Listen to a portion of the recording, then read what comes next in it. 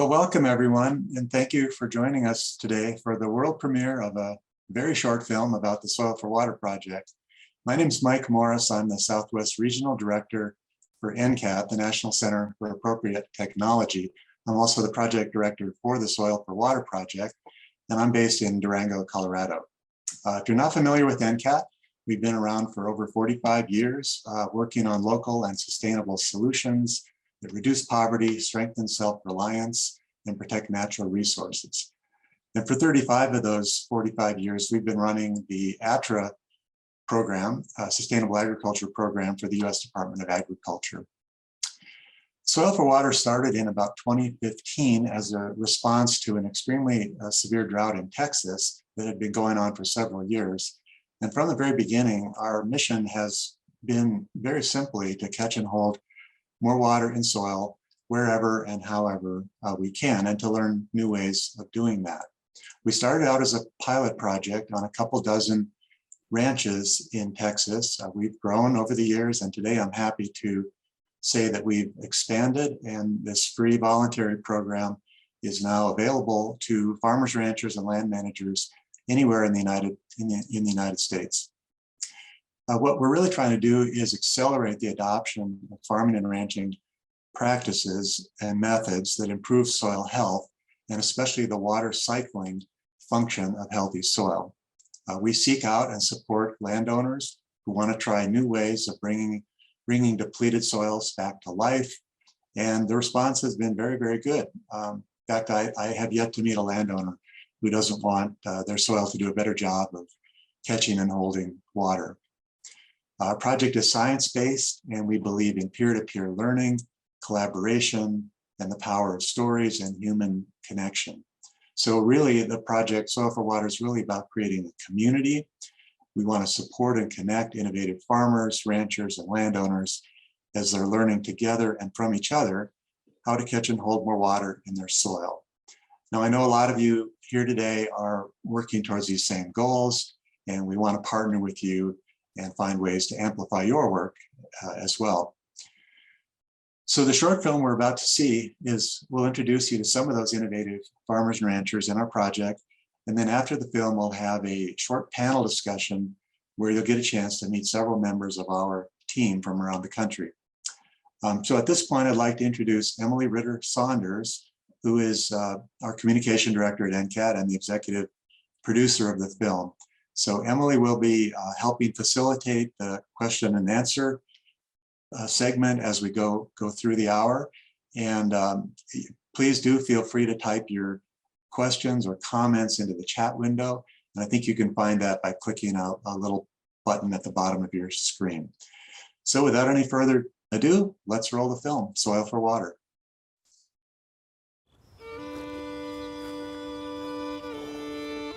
The soil that covers U.S. farm and ranch land holds a remarkable story.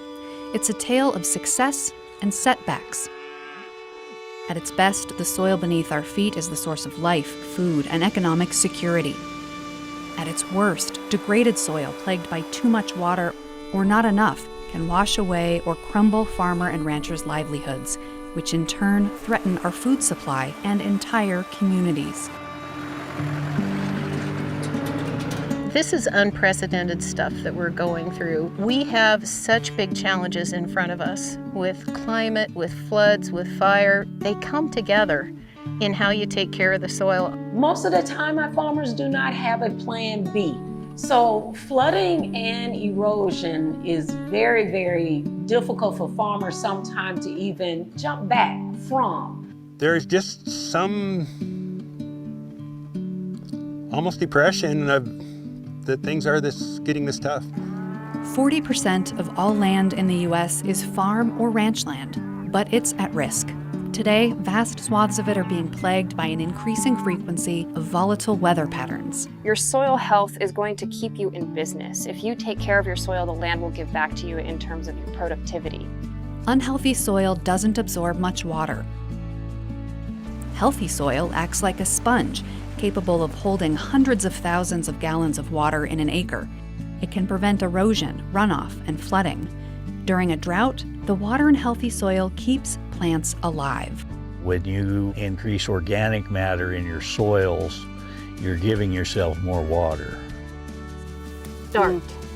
1, 2, 3. If it rained 2 inches, it would have to rain at faster than 40 seconds to run off this ground. It can't flood. And what you can see is it's resilient to drought too. I used to think of myself as a grass farmer. Now you hear a lot of people saying that they're farming the livestock below the ground or in the soil. So I think we're just now starting to realize really the importance of soil health and how it affects everything above the ground too. Through a program called Soil for Water from the National Center for Appropriate Technology, an expanding network of farmers, ranchers, and land managers across the United States are discovering ways to regenerate their soil. A big part of what Soil for Water offers is people who understand where you're at and very well could have some solutions. I love to connect with farmers just by introducing myself and going to these academies or going to these workshops and sitting down and talking to somebody that I don't know, just to learn from them.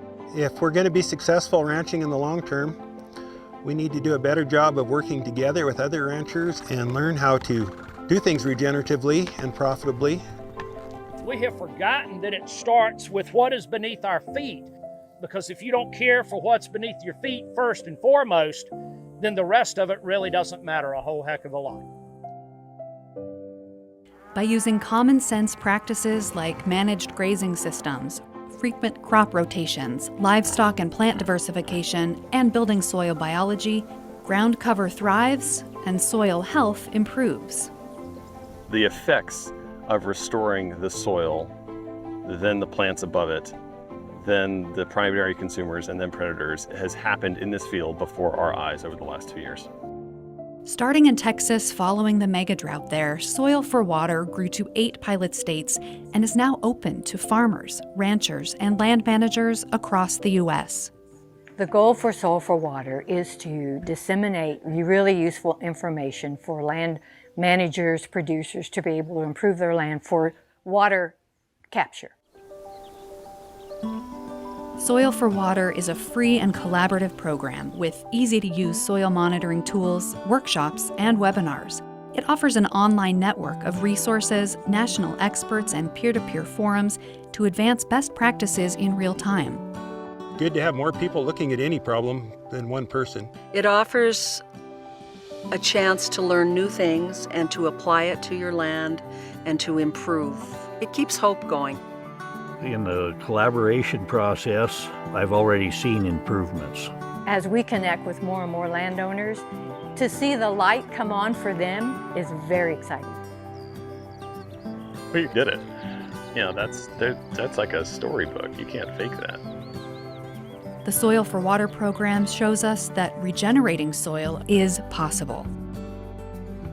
Even under the hardest drought conditions, there are management steps people can take that will allow them to stay on their ranches and be sustainable over the long haul. We can keep more water in the ground, which nourishes our food, makes farms and ranches more productive and profitable, and creates resilient communities. I am 4th generation. I hate to be the one that fails and loses it. Everybody else made it. I should make it. If all of us who manage land learn how to manage our soils and make them healthy so that they stay stable through weather forces, we are improving our land now and into the future.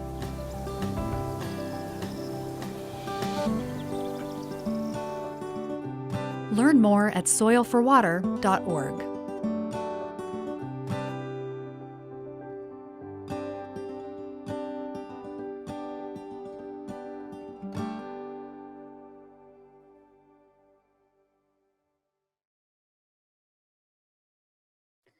Well, I have to say that it doesn't get much better than filming a Sunrise, Montana cattle drive. Our short film will be available later today at soilforwater.org. And as we launch into our panel discussion, please feel free to type a question in the chat box at any time. We'll answer those throughout the event. And I'm pleased to introduce you to 2 of the ranchers featured in the piece, Orion and Tina Weldon. They're joined by Kroger, who will help us learn more about their journey. All right. Hello, everybody. Thank you, Emily. Again, my name is Kroger, and I'm a Sustainable Ag Specialist with NCAT in the San Antonio, Texas office. And I've had the pleasure of getting to know Tina and Orion over the past several years because their operation, Terra Purezza, has been a part of the original Texas trials, the Soil for Water pilot trials that we've been doing in the state of Texas. So Tina and Orion are currently located in Spicewood, Texas, and their operation is on Luck Ranch, which is Willie Nelson's ranch there in Spicewood, Texas. So their practices include rotational grazing of poultry, sheep, and hogs, and they use the hogs to do pasture reset before they go in and reseed native grasses or allow native grasses to come up after the hogs have moved through the pastures. So they are measurement driven in hopes of allowing them to be successful both locally and at scale long into the future. And additionally, they offer a lot of different educational experiences, including topics such as nutrition, ecology, and public policy through collaborations with universities and organizations like NCAT. So I'm really glad to have Tina and Orion here. So I'm just going to start, Tina and Orion, by asking you guys what you learned through being, so far, what you've learned as being a part of the Soil for Water trials, the pilot project. So what we've learned, so thank you first of all for having us on here. It was an honor to be featured in the film and just an honor to be a part of this work, especially from the very beginning. And so what we've learned is that we're part of a growing network and community, and that has really helped to keep our motivation and our spirits high as we are working so hard to bring back the soil health on our respective land management protocols. So the shots in the film were from Shield Ranch, and we are now also at Luck Ranch. And what's awesome about our reset program is that it allows us to travel across different landscapes, helping to restart that soil biology. So we get to actually access much more land than just one spot where we are working. Yeah, sorry, next question, if you add one. Go ahead, Tina, Orion, if you'd like to add something to that, we'd love to hear it. Yeah, it's been an absolute pleasure. Starting from the beginning, the Soil for Water program has been great in collaborating with other experts in the field, like-minded individuals, and also a way for us to learn from other experts and share our ideas with other people. Mm-hmm. Good deal. So what practices have you implemented or changed as a result of being involved with Soil for Water? Mainly the diversity surveys of the grasses and a lot of the Haney Flat biology tests of the soil have just accelerated our way of measuring and understanding what's actually happening, because it's one thing to have an idea of what is the best principles and best practices, but then to be able to measure it. There's a famous quote of "You cannot manage what you don't measure," and having the feedback from Soil for Water has allowed us to, probably the most significant thing, rotate all of our animals just a bit faster. Mm-hmm. Awesome. And just for those of you all who might not know, our monitoring protocol includes looking at biodiversity. So we do plant identification. We also do percent cover, looking at how much of the soil is covered, if it's litter, plant material, different things like that. We do the Haney test, a PLFA test, and available water holding capacity. So we're doing a lot of different things that are allowing these participants to look at what's going on in their soil. And if you want to do something like that, we can help you design a monitoring protocol for yourselves as well. So Tina and Orion, now that you're seeing some success, I think you called it a storybook in the film, what can you share with other farmers and ranchers who are beginning their regenerative journey? What advice do you have for people entering into this pathway?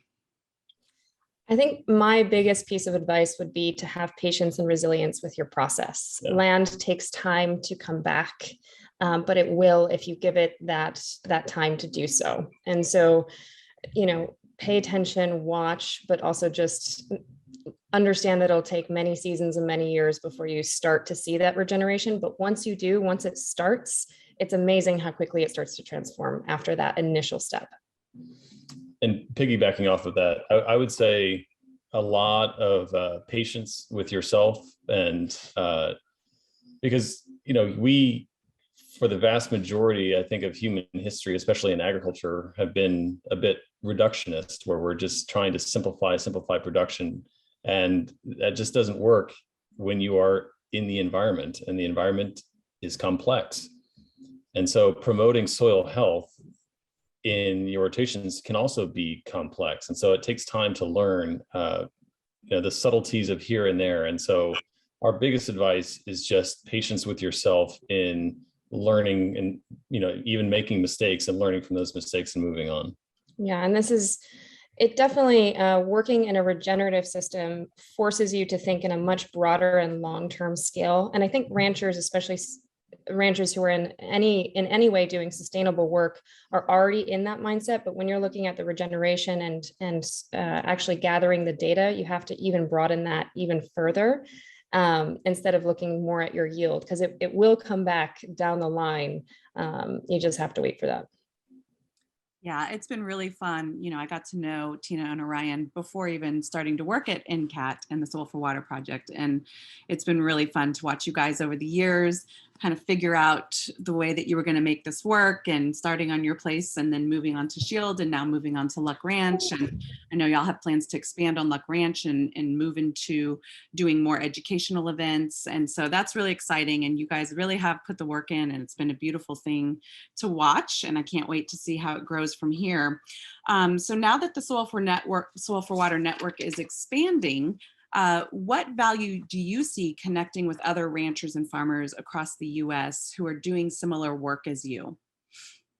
I think the biggest value is that because farming is such a local practice, having the network of people in so many different ecological zones really gives you a more comprehensive understanding of your work. And you're pulling on different methods that people have gotten from the Northeast versus the Northwest and here in the South. And that really allows for collaboration and much better techniques to evolve over time than if you're just focused within your own line of sight, so to speak. Yeah, it's been great. The phrase "all farming is local" is absolutely true.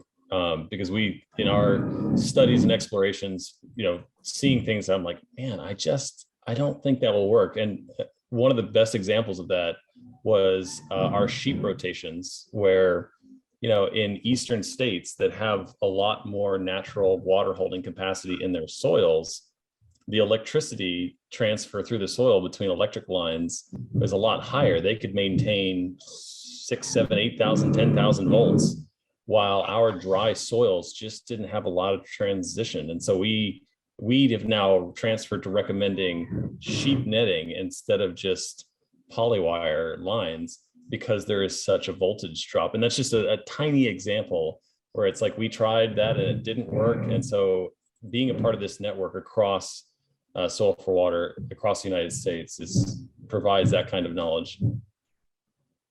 Awesome. Well, thank you guys for sharing. I think there'll be some questions here in a little while, but I think we're going to move on to speaking with Omar in California. I'll jump in real quick before we do that and take just a couple of questions, because we did have a couple specifics come in for Tina and Orion.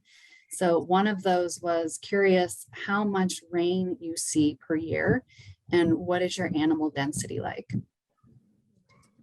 Yeah, so in Texas, the annual rainfall, the average is supposed to be around 31 inches, but the variation between years is dramatic. So, you know, in 2011, that was an incredibly dry year that was nowhere near 31 inches. And then there have been other years that are up in, you know, the 50s. And so it's just, it's quite dramatic. The last 3 or 4 years have evened out a little bit, where we're between like 26 and 34 inches a year. But again, because we are Central Texas in the hill country that has been overgrazed for about 150 years, the effective rainfall into the soil is almost negligible in many areas, especially the hilltops where it's eroded away. Yeah, so we're in hill country land, and so at the hilltops, which actually our Homestead campus is at the top of a hill, it's very difficult to capture and retain that water. And then the next question was animal density. And so a lot of the units are, kilograms per hectare or pounds per acre. And right now, since we're not mainly a ruminant operation, and we're doing chickens and pigs, and we just have a few sheep, it's not really that relevant. We're doing probably about 10,000 pounds per quarter acre right now in our rotations. And those rotations are on a 1 week basis. So they're only impacting that ground for 1 week, and then they move on to the next quarter acre patch. And the main goal of that is to return the nutrients through the manure of the chickens and pigs to restart that nutrient cycling that's been depleted. So we want a big manure dump before we move on. And then we have 2 wet seasons to allow the grasses to regrow before we bring in ruminants. All right, thank you both. We'll keep things moving forward here and start on the West Coast with Omar. Hi, yeah, thanks for having me. My name's Omar Rodriguez, and I'm a sustainable agriculture specialist based in NCAT's Davis, California office. Out here in the West, the focus of this project seems particularly important due to the regularity with which drought has been affecting us. The drastic drops in snowpack, groundwater, and reservoir levels has been felt by all, and very acutely by the farmers we serve. Many farmers we work with have come to promote the health of their soils for their own reasons, including reducing plant pathogens, erosion, increasing water infiltration in micropopulations, nutrient cycling, and the list goes on. To give an example, one farmer we work with wanted to reduce the impact of root-feeding nematodes on his family's orchard located in the Sacramento Valley. The first cover crop mix selected for the project had a heavy focus on mustards, which can be used to target certain agronomic pests.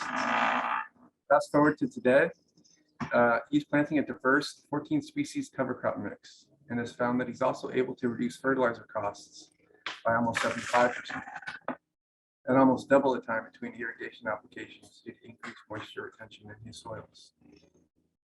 Another farmer we've been working with has a real focus in developing a management system that helps with water infiltration and reduces losses to evaporation. She's also interested in improving ecosystem services, namely increasing beneficial predator populations. But she also speaks regularly about the broader issues related to dropping groundwater levels and region-wide impacts of associated challenges. So we helped her design a cover crop mix and management scheme that was focused on improving soil structure. We've been able to document drastic improvements in infiltration rates as a direct result of the practices implemented. We were able to observe one of the more visually striking benefits after a heavy rainfall event, where there were 6 inches of standing water on a neighboring property, while on the cover crop farm, there was no water to be seen on the surface. Impressive infiltration rates have kept the water off of the soil surface and in the profile where it belongs, reducing topsoil loss and and water loss to evaporation. And so we hope that the Soils for Water project will help us to support and expand work like this to farmers across the West. Thank you.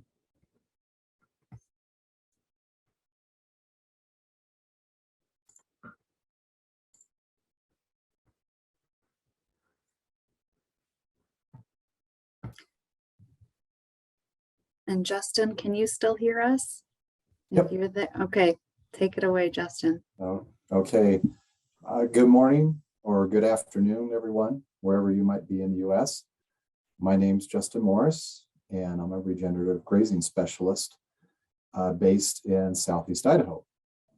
I'm also a member of the Soil for Water team with a focus on assisting clients nationwide to improve their pastures and soils through grazing-based management strategies. Here in the Rocky Mountain region, water availability is becoming a bigger and bigger issue. Most of the precipitation in my region comes in the form of snow, while relatively little of it comes in the form of rain.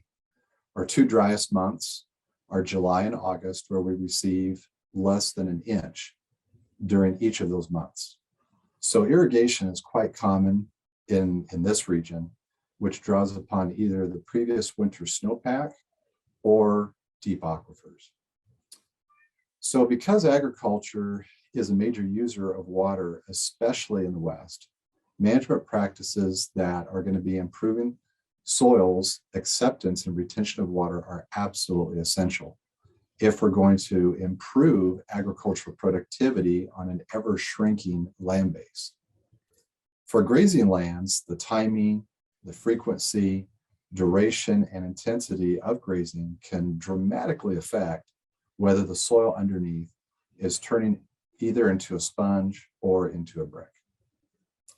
One of the livestock producers I've been working with is David Sturman, who farms with his wife, Tracy, and their 2 children. They have a 44-acre diversified grazing operation in the Mission Valley of Western Montana, and they raise sheep and cattle. The entire farm is irrigated via sprinkler, and around half the farm has a creek bed underneath of it. Because of that creek bed, though, the water holding capacity in those areas is extremely, extremely low. You can go out there with a shovel and you can strike the shovel into the ground and you just hear rock. So when David and Tracy purchased their farm a number of years ago, the land was in a very degraded condition. Prior overgrazing created conditions where there was so much bare ground that there was, at sometimes a foot in between individual plants. So there was a lot of bare soil in between. David began implementing a rotational grazing system, which over the course of time helped the pasture to improve, but only to a certain point.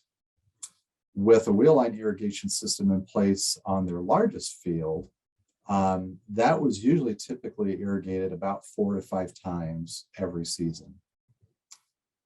But after switching from a very simple rotation, and they moved to a more intensively managed rotation where sheep and cattle are moved daily, at least daily during the growing season, more forage was left ungrazed and trampled down to the ground. This provided better soil cover, reducing the water loss from evaporation. So David started experimenting with reining back on the amount of irrigation water that he applied. So in 2020, rather than the typical 4 to 5 revolutions over his fields, the field was only irrigated twice during the growing season, and forage yields held steady. And last year, there was an unusually long period between rain events where the field was irrigated 2.5 times. David often irrigated a section for around 6 hours instead of the usual 12 hours as a standard practice, and still forage yields were maintained. To obtain these results, though, David did more than just simply dividing up pastures into smaller areas or moving animals more frequently. Rather, he decided to focus his grazing management so that the needs of the soil were prioritized as well as the plants and the animals. Thank you.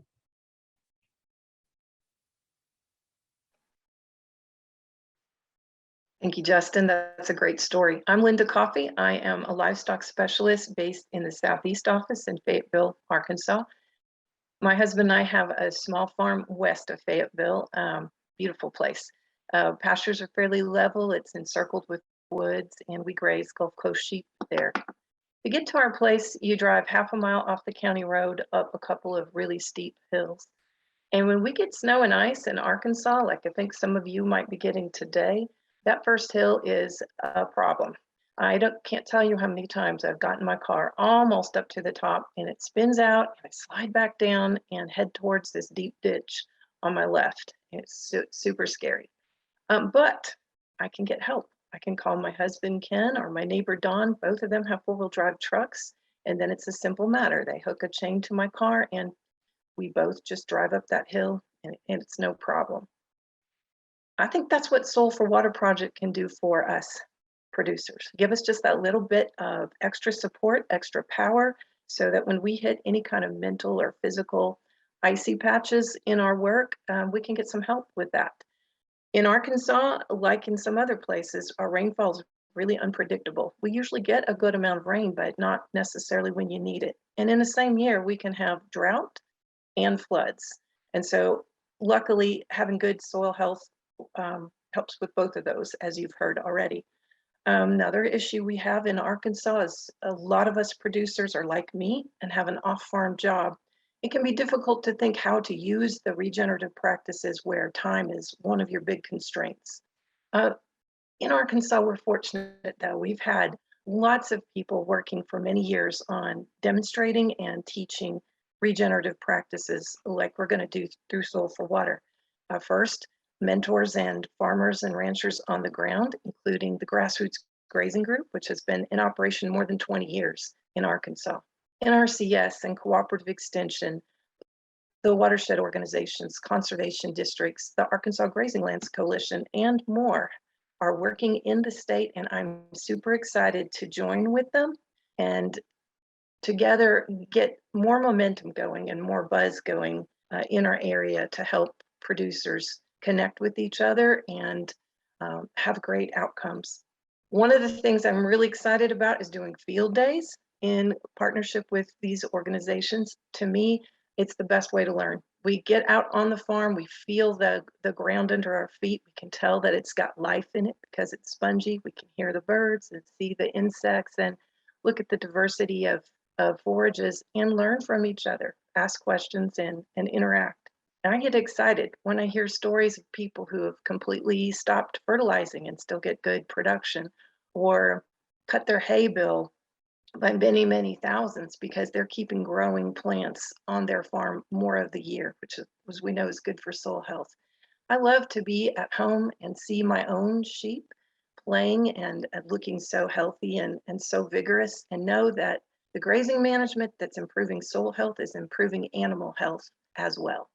So I would encourage you listeners to join that network, get on the forum, plant your flag on the atlas, and let's connect with each other and help each other get to a better place with our farming.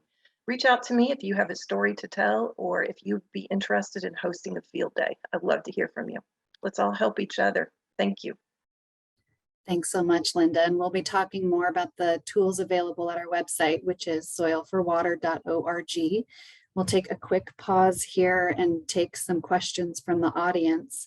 And I thought maybe, Kara, you might be a good person to answer this question about how do you recommend working with an absentee landowner if you're a land manager who wants to start implementing some regenerative practices? Well, that's a really good question. I think one of the best ways to start that process would be to write out a plan, really have a physical plan that you can show that person that will allow you to go to them with your ideas in a way that seems thought out. And that way you can approach and they can ask you questions and you can answer their questions. And it sounds like you're in a stable place, understanding what it is that you want to try and why you want to try it. I would also recommend maybe already going to that landowner after talking with the NRCS or somebody from that area, an ag service extension person, so that you can get a little bit of an idea of what kind of help you can get from them, and you can approach the landowner with that, because sometimes when we're doing new regenerative endeavors, we'll want to use some of those extension service benefits, but a lot of times it has to be with the landowner actually approaching them instead of you, the leasee. So I would just do a lot of research before beginning, write out a plan. Holistic management decision-making is a great way to do that. So learning a little bit about holistic decision-making and holistic goal-making would allow you to go to that producer looking a little smarter than if you just willy-nilly kind of show up and start asking questions or things like that. Just go prepared, because how you come off, your first impression really matters. So that would be where I would start. And there's lots of other information that we could share, and any of us can help you if you want to delve deeper into that. So we'll take one more here if we can. And I'm thinking maybe Linda or Justin might be able to answer this in 30 to 60 seconds if you can. We have a question that came in on how to approach rotational grazing when you have a really small piece of land. So they're talking, less than 10 acres. How can you rotate? Well, I can handle that question there a little bit. The first way to get a handle on it is to get a good estimation of the amount of forage that's being grown. So whether we're talking large operations or small operations, we have to figure out what the forage supply is first. And then if you're trying to minimize using hay or other purchased supplements, then you need to figure out, okay, what is the availability of that pasture? And if I'm going to, like, let's say graze for, if it's possible to graze for 8 months or 9 months out of the year, then to take that total forage supply, that estimate, and people, grazing specialists with the NRCS can assist with that, as well as extension, in helping to get a good estimation of what that total forage production would be in a given year. And then once you have a number, like let's say, it's if you're on an irrigated place and you've got 6,000 pounds per acre, I would conservatively look at taking, allocating probably, depending on your environment, anywhere from a fourth to up to a half of that forage could be used for actual animal consumption purposes, because you want to leave enough material behind that you're keeping good ground cover, reducing evaporation, and have something there for the animals to be able to tread down. All right, thanks, Justin, for a quick answer. And we can dive more into those questions and others at our website, soilforwater.org. We'll push some questions to the forum that you'll find on that site that Linda will talk a little bit about later on. We'll keep moving across the country to check in with our specialists, and Felicia is going to take it away next. Hi, everyone. I'm Felicia Bell, Sustainable Agriculture Specialist in the Gulf States Regional Office. We're located in Jackson, Mississippi. We work with various soil types in our region for soils such as Mississippi, Alabama, Louisiana, Georgia, and Florida. We work with each individual farmer or farmer cooperative based upon their soil type and their water concerns. Our region is usually prone for erosion and decrease in infiltration because of compaction. So that is what we try to work on with our farmers, because I've seen some examples that really can hurt our farmers for is just land slothing away. We don't want that to happen, as well as compaction where we can't get anything in the ground. And so utilizing the tools from our Soil for Water project and learning other techniques to, one, build organic matter, but also capturing water if you're in an area that just do not have a lot of rainfall. That's what's so important. We want to make sure that we're giving the soil what it needs so we can produce great vegetables and, of course, great looking animals. I wanted to share with you that we are working with some experts. One you saw on the film, Dr. Alan Williams with Understanding Ag, and also Dr. Rocky Lemus from Mississippi State University. So some examples in our region that we have worked with is a college garden for students. They had runoff. Again, we get rain, but of course, like most of us have mentioned, it varies year to year, but they had a lot of runoff issue, of course, losing their topsoil, losing their land. And because of the type of entity they were, we offered the suggestion of swales, and they had the financial resources to do that. Another farmer is an orchard farmer. A lot of us in the South still use our water hoses, and we're pulling them out to our various areas. And that's what this farmer was doing. But we suggested drip irrigation so they could save on water costs. That was their main concern. Their water bill was increasing. So we just talked to them about drip irrigation and getting direct water to their plants. And our last example is a livestock producer. Again, here in the South, we have allowed our animals to drink from the pond, but that also caused erosion and caused a lot of issues. And so we work with them through NRCS with those practices to help them understand what they need to utilize to keep the land from sloughing away because of the animals walking on it. So again, utilizing various practices, techniques, working with other entities that this is their wheelhouse to help you build your soil. Thank you. Thank you, Felicia. And I just have to say, I really do appreciate the work you're doing down there. Coming down to assist, you guys and learn from you guys in various times. I've had such a good time with the different projects. So I appreciate your story. So good afternoon, everyone. I'm Lee Reinhardt, and I'm an agriculture specialist with NCAT Northeast, and I'm based out of Northeast Pennsylvania. So over the years, I've really had the privilege of working with some of the most extraordinary farmers and grazers that I've ever come across. As a farm educator, I have been able to see firsthand the effects of regenerative practices on farms large and small across this state of Pennsylvania. Cliff comes to mind.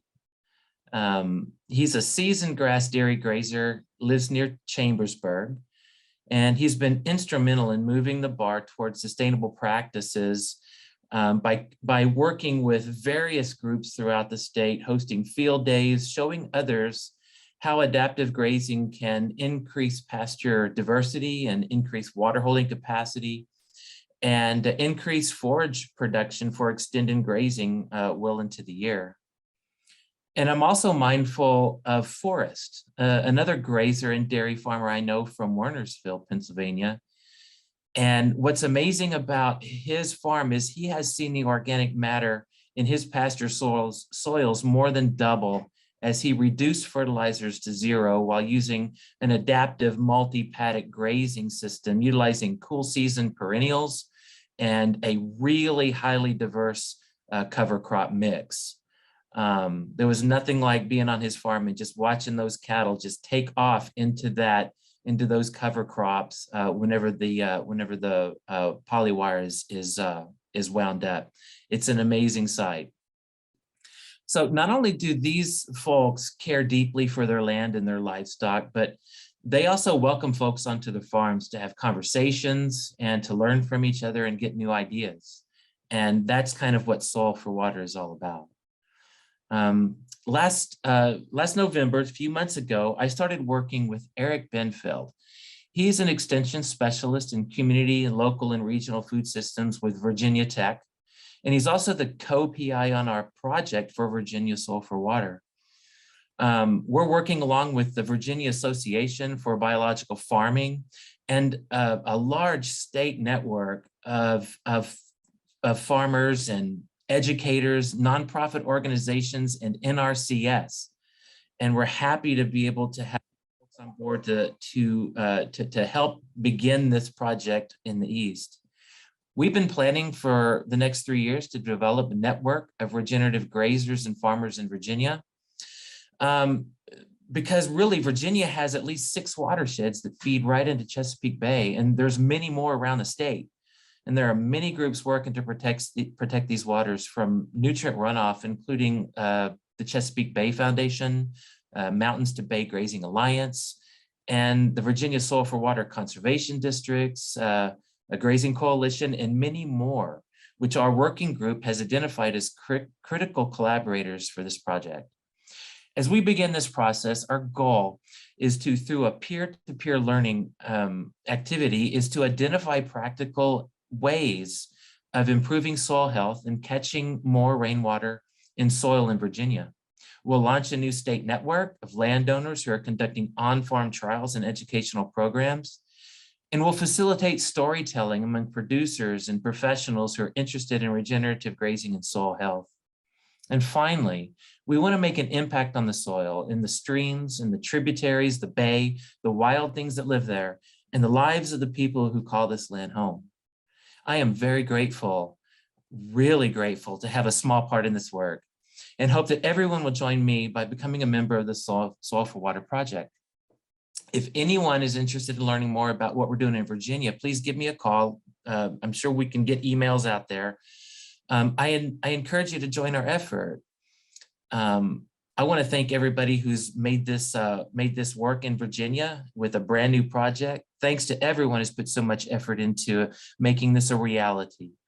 Thank you for Eric, Kim, Gil, Brent, Lindsay, Sarah, Mary, JB, John, and Leonard. You guys are making this happen. Thank you.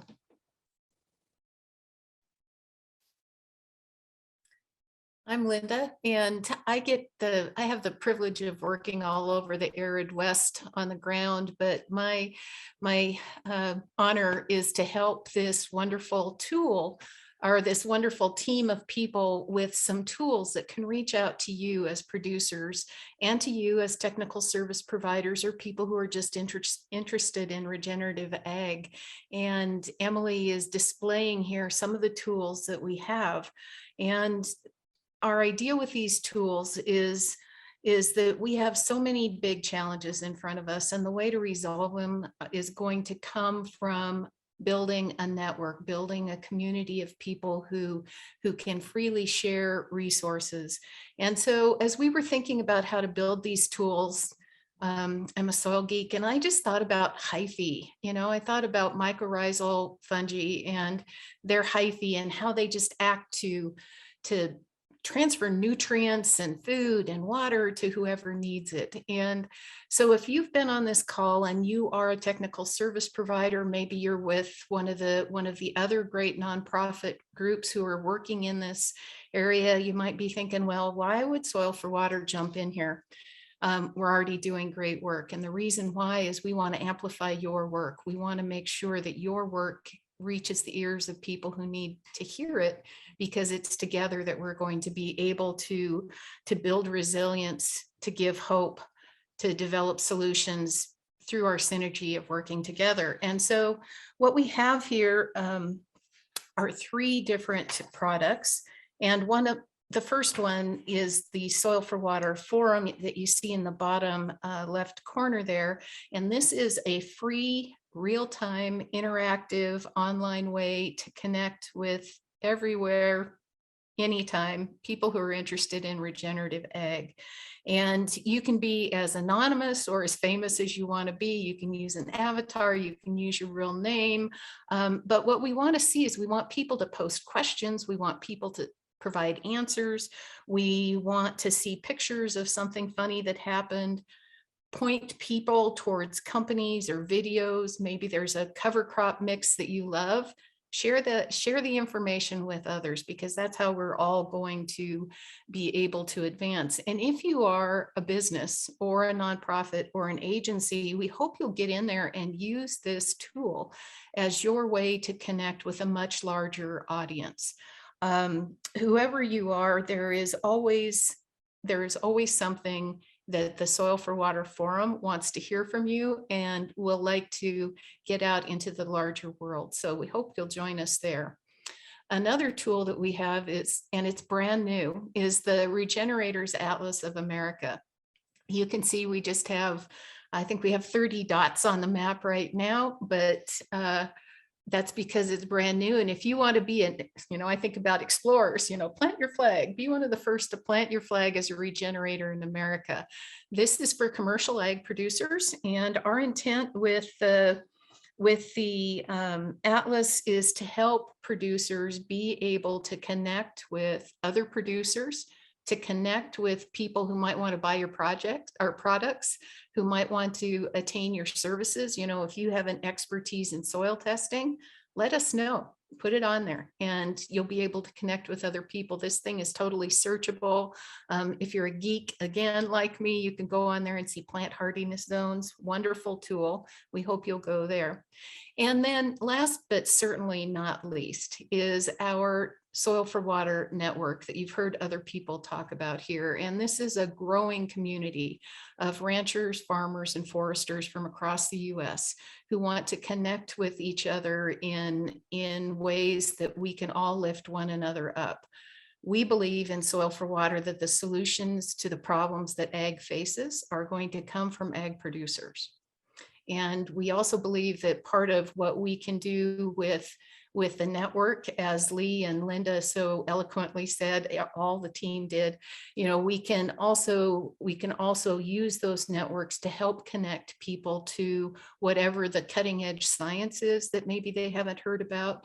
Maybe there's traditional ecological wisdom that can inform the decisions that they're at, and always just the chance to connect with one another. And so we hope that you'll join us in one, two, or all three of these tools. We hope that you'll look into some of our webinars, some of our events that we have. There are perks in the network. If you come in and join the network, you can get discounts on soil health testing.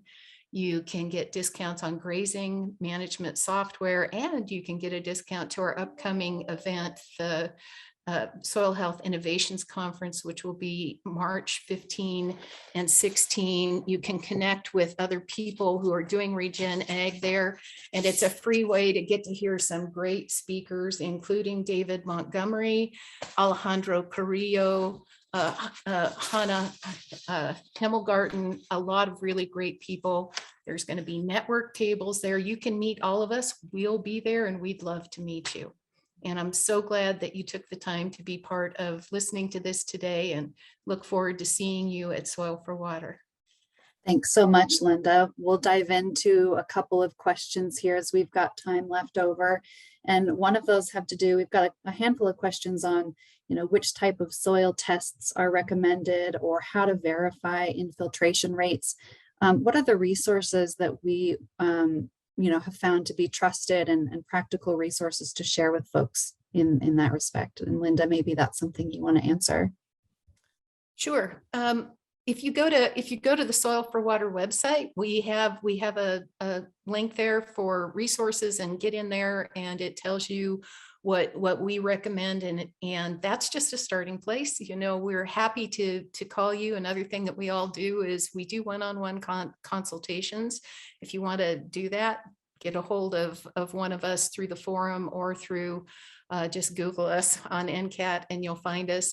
We work closely, if you're in the network, we have the Regen Ag Labs, and they are really good at the Haney soil test and PLFA. But one of the cool things that we have is Justin Morris put together 5 minutes with your shovel, a simple way to assess your soil health with a shovel. So free. You know, no cost, go out there with a shovel and learn about your soils. And that is up on our ATRA website. And I'll drop that again in the Soil for Water forum so that you can look at it. Infiltration rings, you know, we love those. Slake tests, dig a little soil, put it in water, see if it flakes down. NRCS has some wonderful YouTube videos on that. Get in touch with us if you have specific questions.